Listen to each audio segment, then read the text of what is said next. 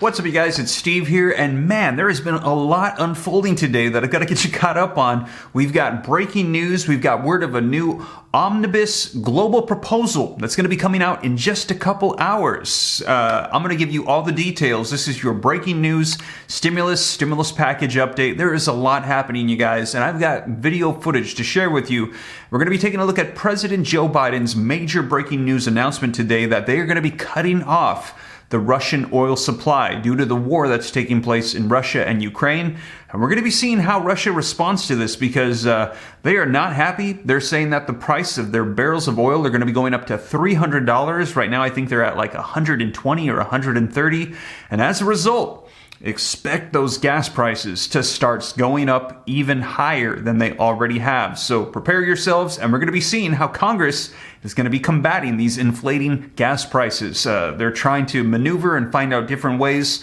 Keep you up to date here on the channel. Now, in addition to that, I'm going to be sharing with you what came out just a little while ago today from Senate Majority Leader Chuck Schumer, who announced they're going to be having a global proposal for a new omnibus bill. Spending for the government, so we can avoid a government shutdown, needs to be done by Friday. In addition to that, more funding to help support Ukraine, and also an additional $15 billion of stimulus to help combat the pandemic. And this is going to be going directly towards vaccines and all of these things to help stop another wave. We're hearing that they're concerned about seeing another wave hit. Could you imagine? We've already had like 3 major waves. If we saw another one, and they're saying they want to make sure this doesn't happen anymore. And so they're prepping this, saying that they want to have this all in this giant omnibus bill. And also, all of this is taking place while we're still waiting to see what's going to be unfolding from Senator Joe Manchin in Congress on the next stimulus reconciliation bill. And also, we're hearing new phases might be coming. But you guys, as of today, a whole lot of stuff coming out. I'm going to be sharing with you the video footage so you can see it for yourself. But before we dive in, if you appreciate these video updates, keeping you up to speed on everything happening, breaking news as it's coming out, a lot today, if you could just do me a quick favor, and that is smash that like button for me before we dive in. Just takes a second, helps out my channel a ton, just lets the algorithm know you appreciate the content.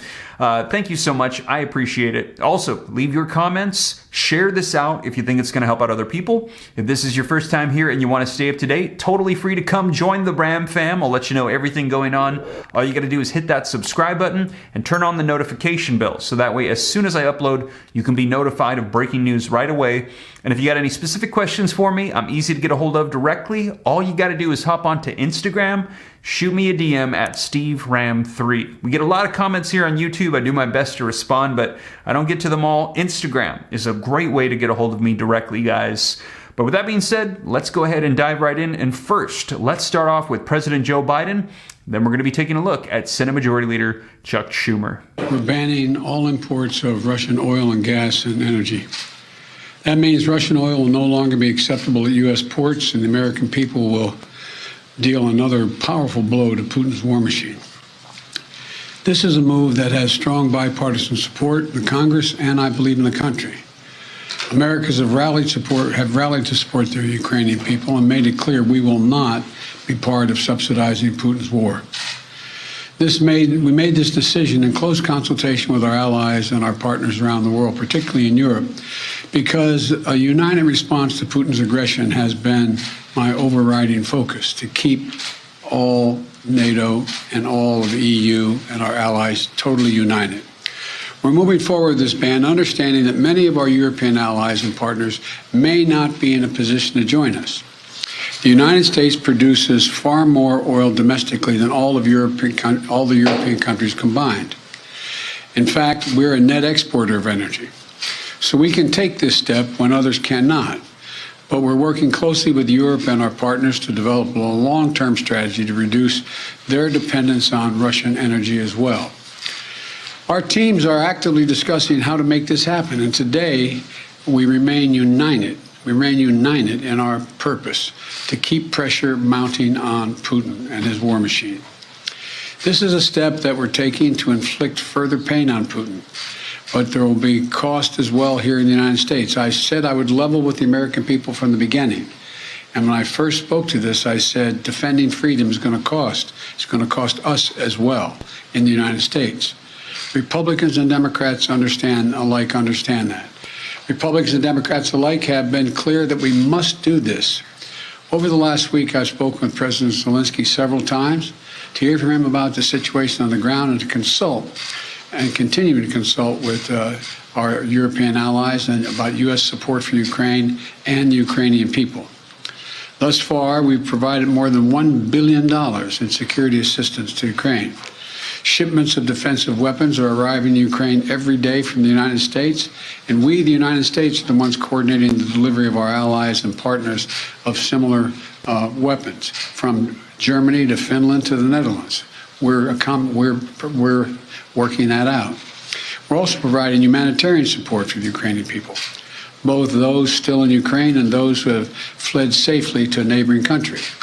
We're working with humanitarian organizations to surge tens of thousands of tons of food, water, and medical supplies into Ukraine, and with more on the way. So there you have it, you guys. President Joe Biden announcing U.S. is going to be cutting off Russian oil supply. And as you know, a vast majority of the oil in Europe comes directly from Russia. So we're going to be seeing how they respond to this. But the United States, we hear a lot of our oil goes pretty much to Alaska, Hawaii, California. So it might be impacting them more severely, but it's about 8 or 10% of our overall supply. So this should increase it, but it's not going to be as dramatic to us as it will be to Europe. Now, I'll keep you up to date on that. But in addition to that, a lot unfolding in Congress with the Senate.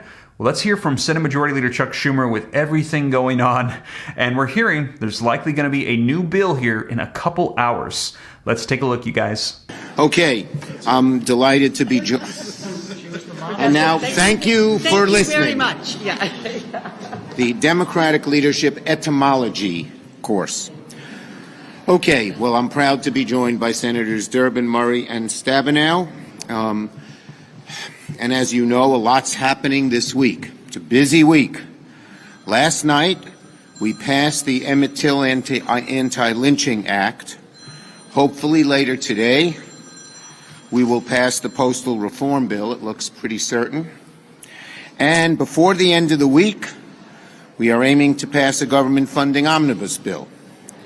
Republicans and Democrats are very, very close to finalizing the agreement. I expect there will be text released in a few hours, and we're working very hard on a few last-minute issues, cyber and VAWA. On VAWA, I am pushing very hard to get it in. I'm hopeful that it will, and I think there's a real good chance that VAWA will end up in the bill, which will be another significant legislative accomplishment of this Senate in a bipartisan way, and Joni Ernst has been very, very helpful on that issue. The omnibus has three major parts. One, more than $12 billion in assistance for Ukraine, as Ukrainians fight bravely off Putin's illegal invasion. More than $15 billion for COVID preparedness funding, and many policy changes that are included in the omnibus, including the President's moonshot for cancer research and an increase in Pell Grants. The omnibus comes at a crucial moment. With the war in Europe and the return to normal after the pandemic, we have to confront challenges that we haven't seen in a very long time. The events in Ukraine have necessitated action, and we need to get this done and get it done very fast. The proposal that we've made on Ukraine is strong. We also have $15 billion in COVID preparedness funding. That is a really smart investment. That is just as important as any part of this bill, even though it doesn't get the attention. The odds are that we cannot discount the fact that a new variant can come. And if we have learned a lot from the three variants, but we've also learned if we're not prepared, it can return to the days of lockdowns and closed schools and life not being normal. So there's a real obligation of the Congress to make sure we're prepared, which means immediately having an adequate supply of vaccines, of therapeutics, of testing, so that if, God forbid, the new variant comes, we can go at it right away Go after it right away. Woe be us if we haven't learned the lessons of the previous three. As you know, many of us felt the Trump administration was totally ill-prepared. He was saying, it's not real, it'll go away, and look what happened. We should not repeat that mistake, and I'm very glad on a bipartisan basis we're going to see $15 billion in COVID-prepared funding. It's a really smart investment. We cannot be unprepared if or when the next variant hits. Okay? Across the country, life is returning to normal, thankfully. We want to keep it that way. We want to keep it that way. And only with preparedness can you make sure that happens. We're also addressing another threat, of course, to our way of life. I'm really pleased we're including a robust aid package that will help the people of Ukraine. There is a large chunk of it is humanitarian relief. They lack food, they lack clothing. The Ukrainians lack food, they lack clothing. They lack shelter, electricity, medicines. We must get them these things. There's a Holocaust going on. When you see that people are lined up on buses to just leave a conflict zone and Putin's artillery shells those buses, that is just below humanity, below dignity. We also need to give the brave Ukrainian fighting forces, who are doing much better than anyone ever imagined, the arms they need, whether it be javelins or stingers or anything else.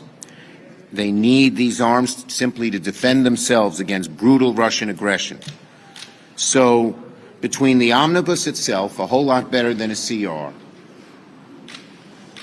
COVID relief, and aid for Ukraine, this omnibus in many ways meets the great challenges that we live in and must confront right now. Senator Durbin.